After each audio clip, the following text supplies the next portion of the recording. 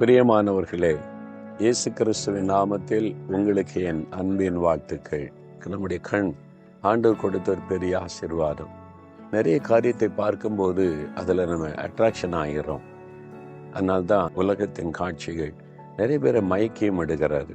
நம்மை நடத்தி கொண்டிருக்கிற ஆண்டவர் என்ன சொல்றார் தெரியுமா? 2 கொரிந்தியர் 4:18 வசனத்தில், காணப்படுகிறவைகள் அநித்தியமானவைகள், காணப்படாதவைகளோ நித்தியமானவைகள்.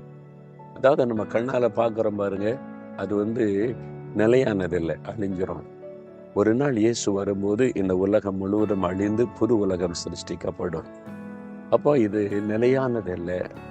ஆனால் காணப்படாதவைகள் தான் நித்தியமானவைகள்னா அழியாதது, என்றைக்கு இருக்கக்கூடியது. நம்ம பார்க்கிறது இந்த உலகம், நம்ம கண்ணால பார்க்க முடியாதது பரலோகம்.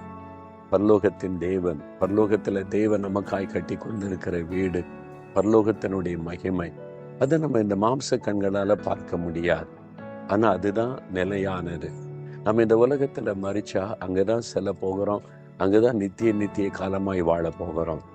அதனால இந்த உலகத்துல பார்க்கிறோம் பாருங்க, அதுல அதிக கவனம் செலுத்தாதபடி நம்ம பார்க்க முடியாத அந்த நித்திய வாழ்வை குறித்து அதிக சிந்தை நமக்கு இருக்கணும்.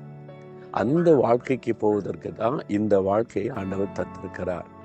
இந்த வாழ்க்கையில நாம் நம்மை ஆயத்தப்படுத்தி கொண்டாதான் மரணத்திற்கு பிறகு பரலோகத்துல நித்திய காலமாய் ஆண்டவரோடு மகிழ்ந்திருக்க முடியும். உங்களுக்கு அந்த நிச்சயம் இருக்குதா?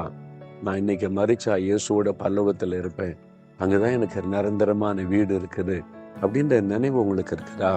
சில மனுஷரை பாருங்களேன், என்னவோ 1000 வருஷம் இந்த உலகத்துல வாழ போற மாதிரி பிரயாசப்பட்டுக்கிட்டே இருப்பாங்க. உலகம் உலகம் உலகம்னு இந்த அழிந்து போகக்கூடியது. ஆனா நித்திய காலமாய் வாழ போகிறது பரலோகத்துல இயேசுடைய பிரசன்னத்துல. அதுக்கு அதிக கவனம் செலுத்துங்க. இன்றையிலிருந்து உங்களுடைய முழு கவனம் பரலோகத்தின் மேல இருக்கட்டும். நம்ம செபிக்கலாமா?